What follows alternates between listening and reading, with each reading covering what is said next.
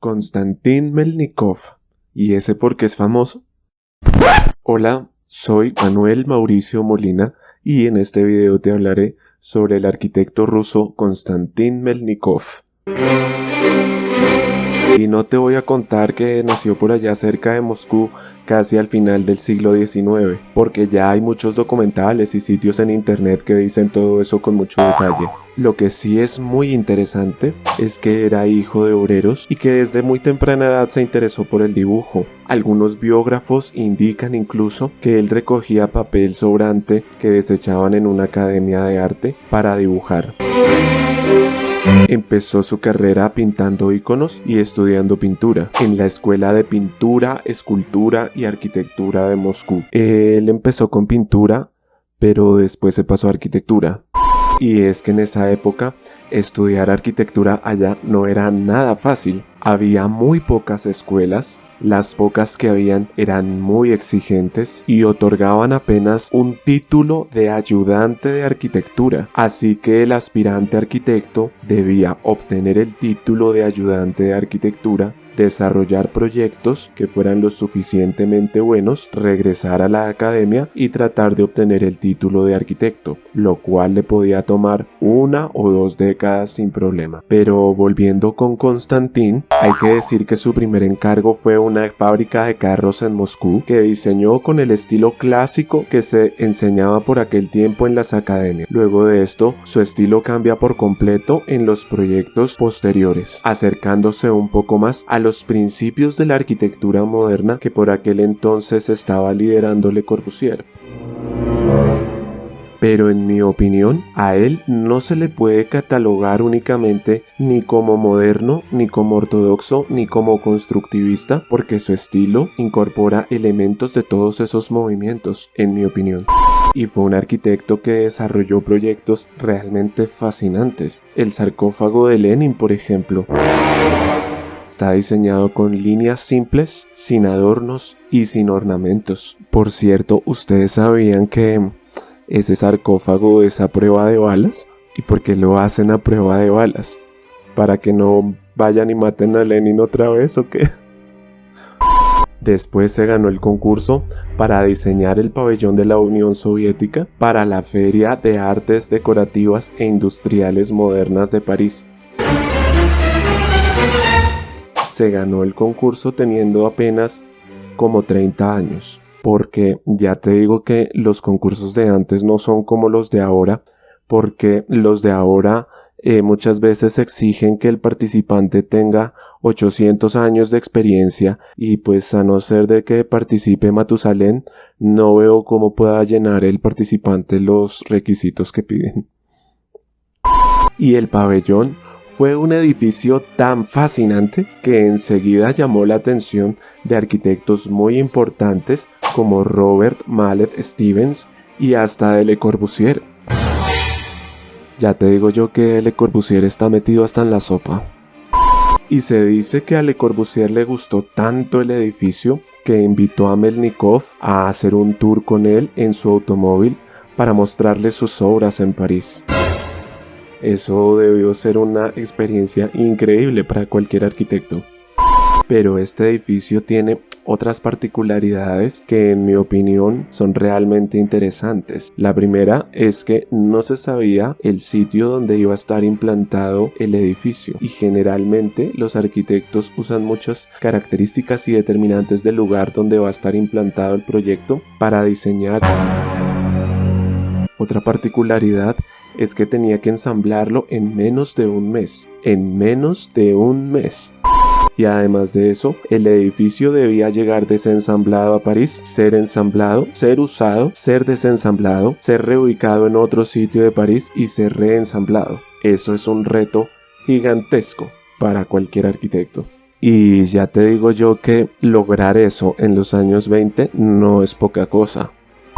El caso es que lo apreciaron tanto en París que recibió un encargo directamente del ayuntamiento para que diseñara unos aparcamientos, pero lamentablemente el proyecto no lo llegaron a construir a pesar de que él presentó dos propuestas diferentes. Luego de esto regresó a Moscú y empezó a trabajar en la docencia y en el desarrollo de proyectos, especialmente clubes obreros, como el Club de la Fábrica de Porcelana Duliovo, el Club de la Fábrica Svoboda, el Club de Trabajadores Rusakov, el Club de la Fábrica Kautschuk, el Club de Trabajadores Frunze, el Club de la Fábrica Purevestnik y otros edificios que ya mencionaré más adelante.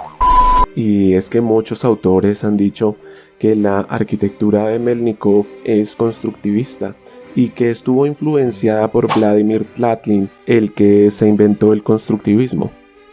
Y esto suele pasar mucho con los artistas de esta época, no solo arquitectos, sino también pintores, escultores, porque la llegada de la fotografía y el cine liberó mucho la pintura y la escultura de su carácter figurativo y dio a los artistas la libertad de explorar mucho más allá conceptualmente. Entonces muchos artistas escribían un manifiesto, le ponían un nombre a su movimiento y muchos se adherían o los adherían después los críticos o los historiadores o el artista mismo o en fin. En 1937, lamentablemente, le quitaron la licencia de arquitecto a Konstantin Melnikov, luego de que 800 arquitectos votaran para que se la quitaran. Todo esto influenciados por el gobierno que estaba intentando censurar cualquier manifestación artística que oliera o sonara a modernidad o a algo diferente de los modelos clásicos que se estaban enseñando e impartiendo en las academias por aquella época. Se está como moviendo esta silla. A partir de esto, Melnikov se vio obligado a vivir de la pintura durante varias décadas hasta que Stalin murió. Pintaba retratos para sus vecinos y amigos. Y es que es sorprendente la cantidad de gente a la que le da por pintar, incluso sin tener la formación académica para hacerlo. Por ejemplo, Jim Carrey, el presidente Bush, Hitler y hasta Le Corbusier. Pero Konstantin Melnikov sí contaba con la formación académica para ejercer el arte de la pintura y lo ejerció por varios años. Y una de sus obras más interesantes sin duda es su propia casa. La casa que hizo para sí mismo. Y por eso quiero compartir con ustedes esta cita extraída de su libro La arquitectura de mi vida. Si realmente soy un arquitecto, debo...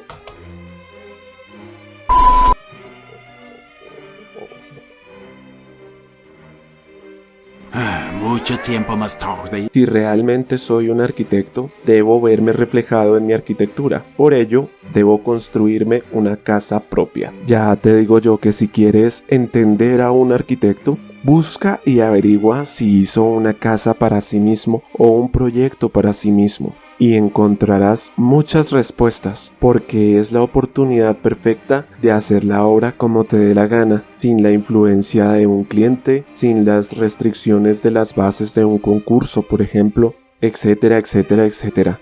Pero bueno, volviendo con la casa, si observamos su planta, veremos que la composición está formada por dos cilindros que se yuxtaponen y que están diseñados así porque esa forma permitía ahorrar material y obtener una estructura mucho más portante y eficiente. Y estos cilindros están inspirados en una ocasión que Konstantin Melnikov vio que estaban restaurando una torre y tomó la idea. En general la casa está construida con ladrillos macizos y escombros, porque en aquella época el país estaba totalmente quebrado y los materiales eran escasos, y no solo los materiales, sino también era muy difícil encontrar la mano de obra. Entonces muchos biógrafos dicen que él tuvo que supervisar muchísimo la construcción de la casa. Ya te digo yo que a veces la arquitectura se trata de hacer lo mejor que puedas con los recursos que tengas. La fachada tiene ventanas hexagonales que propician la iluminación y la ventilación de los interiores, y en el frente tiene un ventanal como un muro cortina como los que hacían en esa época Le Corbusier y Walter Gropius y Mies van der Rohe, y encima de ese ventanal un aviso con letras grandes que dice Konstantin Melnikov, arquitecto. Mi ruso no es muy bueno, pero ahí dice eso. Y realmente es una casa muy simple, y realmente por ser tan simple es tan bella. Tiene 3 plantas y no tiene pilares, y los espacios son bastante libres. Y hace como 10 años un grupo de arquitectos famosos, incluidos Rem Koolhaas y otros, solicitaron al gobierno ruso que recuperaran la casa, que la restauraran, que conservaran el archivo de Konstantin Melnikov y que la casa fuera convertida en un museo. Y esto tomó muchos años en lograrse porque la casa estaba inmersa en litigios jurídicos de sus herederos, viendo a ver quién se quedaba con la casa finalmente. Luego de que el hijo de Konstantin, Víctor, que también era pintor, muriera, fue muy disputada la posesión de la casa. Otros proyectos muy importantes de Konstantin Melnikov fueron el garaje Gosplan, el garaje Intourist, el garaje de la calle Novo, la oficina del mercado Zukarev, y también tuvo encargos por fuera de Rusia que no llegaron a construirse lamentablemente. ¿Y qué pienso yo de todo esto? Realmente pienso que es muy lamentable lo que sucedió con Konstantin Melnikov, porque generalmente los países, cuando ven que algún profesional se destaca, rápidamente lo condecoran y lo ponen como un ejemplo para las nuevas generaciones, cosa que no sucedió con él. Muchas veces muchos personajes de la historia que son transgresores o que piensan distinto son rechazados o son incluso excluidos de la sociedad, como sucedió con Buda, con Jesús, hasta con Leonardo da Vinci. Y con todas esas dificultades y con la circunstancia de que no le permitieron ejercer su profesión, dejó un legado realmente fascinante. Y yo me pregunto qué hubiera pasado si él se hubiera quedado en Francia, o si hubiera sido alemán, o si hubiera sido estadounidense. Tal vez hubiera desarrollado su carrera a unos límites realmente mucho más altos, hubiera dejado un legado mucho más amplio.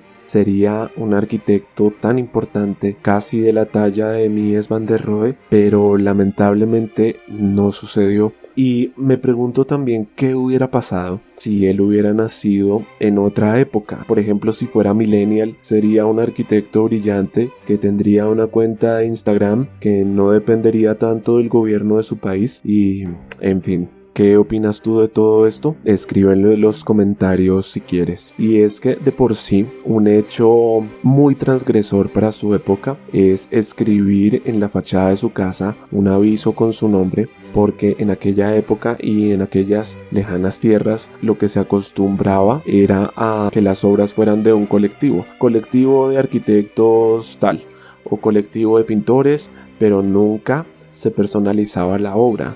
Nunca llevaba la firma de un solo autor. Entonces lo que él hizo fue realmente rebelde y admirable, por supuesto, porque si lo recordamos, eso de ponerle la firma a la obra y eso realmente viene desde el Renacimiento, cuando empezaron a firmar las pinturas y todas esas cosas, pero en la Unión Soviética no era bien visto. Todo tenía que ser colectivo y, en fin.